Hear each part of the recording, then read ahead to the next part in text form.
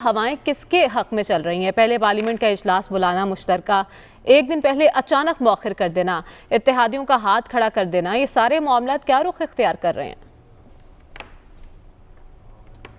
ایک تو جو آپ کہہ رہی ہیں کہ انتخابی اصلاحات، یہ کون سے اصلاحات ہیں؟ وہ ایک اپنی ضد پہ گورنمنٹ قائم ہے، الیکٹرانک ووٹنگ مشین ہونی چاہیے۔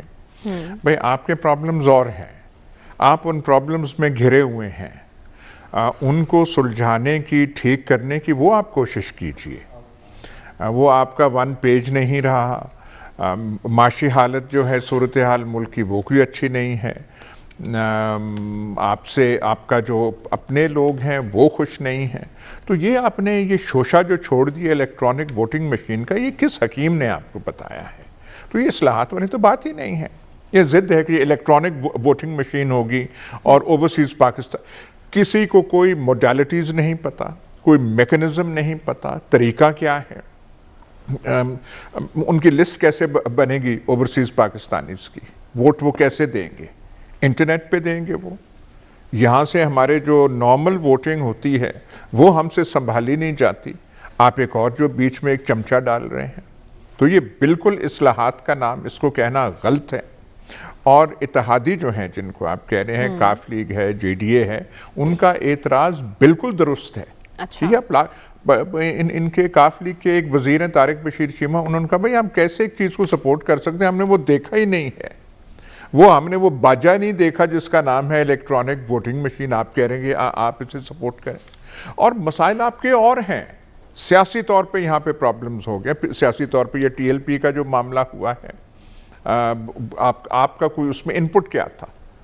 آپ کی سوچ اور تھی، آپ نے جو آپ ریکمینڈ کر رہے تھے، آپ اداروں کو بیچ میں گھسیٹنا چاہتے تھے۔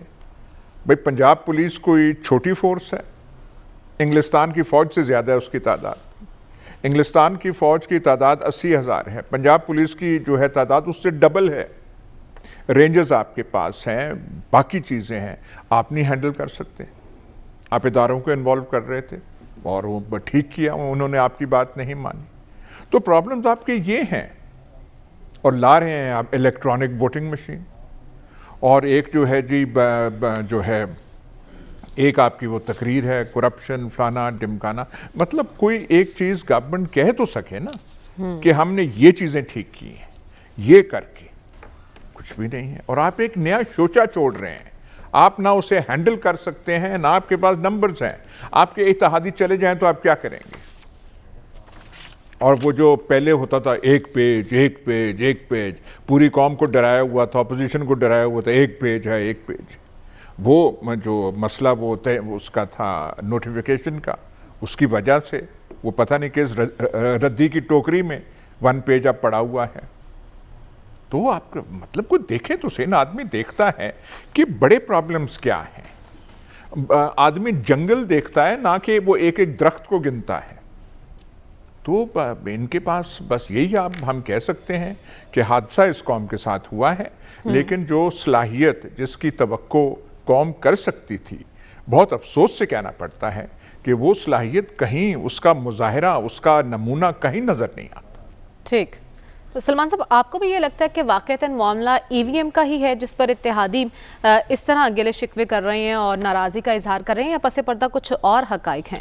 دیکھیں بات یہ کہ یہ اتحادی کیوں بنے تھے، کن کے کہنے پہ بنے تھے، اس حوالے سے کوئی دو آرا نہیں کہ اگر ماضی کی سیاست میں دیکھا جائے تو کاف لیگ کی لیڈرشپ کے حوالے سے عمران خان صاحب کیا کہتے رہے وہ سب کو پتہ ہے، شیخ صاحب کے بارے میں ان کی جو رائے تھی، شیخ رشید صاحب کے بارے میں وہ سب کو پتہ ہے، ایم کیو ایم کے بارے میں جو کہتے رہے، دیکھیں کسی نے ان کو جوڑا تھا۔ اور جو بھی بات کی جا رہی ہے دراصل یہ اب پرسیپشن عام ہے کہ حکومت اور اسٹیبلشمنٹ کے درمیان ایک تناؤ قائم ہوا ہے، اور اس میں ٹائمنگ کی بڑی اہمیت ہے۔ دیکھیں بات یہ کہ اتحادیوں کی ریزرویشن پہلے سے تھی آپ کو یاد ہوگا کہ وہ کہتے تھے کہ ہمارا حصہ بحیثیت خوش نہیں جو تھے سا وہ 3 سال سے کہ آپ نے یہ جو مخلوط گورنمنٹ ہوتی ہے اس کی اپنی ایک سائنس ہوتی ہے، اس کے لیے کچھ وزراء کی کمیٹیز بنتی ہیں، وہ وزراء ان سے معاملات چلاتے ہیں. ایک وقت میں یہ سارا کام جہانگیر ترین صاحب کیا کرتے تھے، پھر جہانگیر ترین صاحب بھی ان کا ٹارگٹ بن گئے. دیکھیں بات یہ کہ بات تو ہو رہی تھی وہ چاند گرہن کی، وہ چاند گرہن سے بچتے بچتے آپ خود اس گرہن کی زد میں آ گئے ہیں. اس وقت جو صورتحال اگر تو ہے یہ ترامیم کا ایشو، اور خاص طور پہ وہ ترامیم جن کا تعلق انتخابی اصلاحات سے ہے یا ای وی ایم مشین سے ہے. میں نے پچھلے لاسٹ ویک بھی یہ بات کہی تھی کہ جب پاکستان کی بڑی پولیٹیکل پارٹیز کا اور خاص طور پہ خود الیکشن کمیشن کا، پھر جو انتخابی مانیٹرنگ کرنے کے جو پاکستان کے اندر سماجی انجمنیں ہیں، ادارے ہیں، سب نے اپنی ایک ریزرویشن ظاہر کی ہے. اور اب تو ان کے اتحادی بھی یہ کہہ رہے ہیں کہ کاف لیگ نے، دیکھیں اس سے پہلے چودھری صاحبان کا پاکستان کی سیاست پہ اپنا ایک رول ہے، ان کا اختلاف کا بھی ایک طریقہ کار ہے. اب تو وہ کھلا کے بات کرتے نظر آ رہے ہیں. اور اسی طرح میں دیکھ رہا تھا وہ ایم کیو ایم کے جو پاکستان کے چیئرمین ہیں خالد، وہ بھی یہی بات کہہ رہے تھے کہ جی ہم سے بھی انہوں نے کبھی مشورہ نہیں کیا.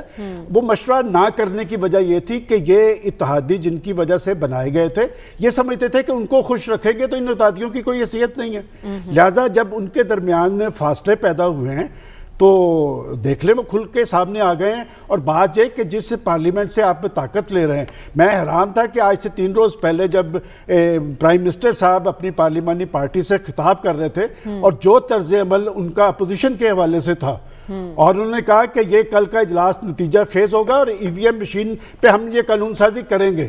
اور پھر 1 گھنٹے کے بعد آپ نے دیکھا کہ ساری صورتحال ہی تبدیل ہو گئی ہے.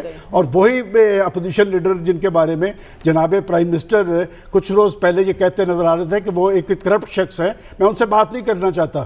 آج ذرا جناب اسپیکر اسد قیصر صاحب کا لیٹر اور ان سے وہ مدد مانگ رہے ہیں. لیکن جب چیزیں اکھڑنی شروع ہوتی ہیں تو پھر وہ اکھڑتی چلی جاتی ہیں. اب یہ صورتحال دیکھنی ہے کہ یہ جو اجلاس نے انہیں مؤخر کیا ہے وہ مؤخر ہوا ہے یا وہ ختم ہو گیا ہے. میری اطلاع کے مطابق دیکھیں بات یہ کہ انہوں نے کہا کہ وہ مؤخر ہوا ہے. یہ چیزیں وہ ہیں جس پہ کنسنسس ضروری ہے. اگر یہ اپنی وہ جو مشترکہ اجلاس جس مقاصد کے لیے بلایا گیا تھا اگر وہ اکثریت سے پاس بھی کر لیتے تو کیا آنے والے انتخابات آزادانہ ہو جاتے یا شفاف ہو جاتے؟ ایسے ہوتا نہیں ہے.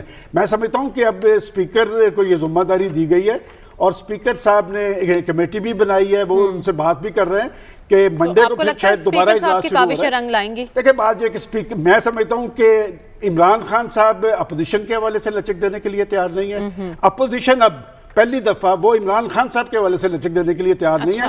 مسئلہ اب یہ آ گیا ہے کہ آگے کی طرف چلنا کیسے ہے، کہ ایک ڈیڈ لاک کی کیفیت یہاں پر طاری ہے. ایک بات ضرور ہوئی ہے دیکھیں اپوزیشن کے حوالے سے کہ اپوزیشن جو اس سے پہلے میدانوں کو گرم کرنا چاہتی تھی اب ایوان کے اندر اکٹھی ہو گئی ہے. اور یہ بھی ایک حیرت کی بات ہے کہ یکدم چیزیں کیسے کہ وہاں پر بلاول بھٹو زرداری اور شہباز شریف صاحب بھی شیر و شکر ایک دوسرے کی تعریف کرتے نظر آ رہے ہیں.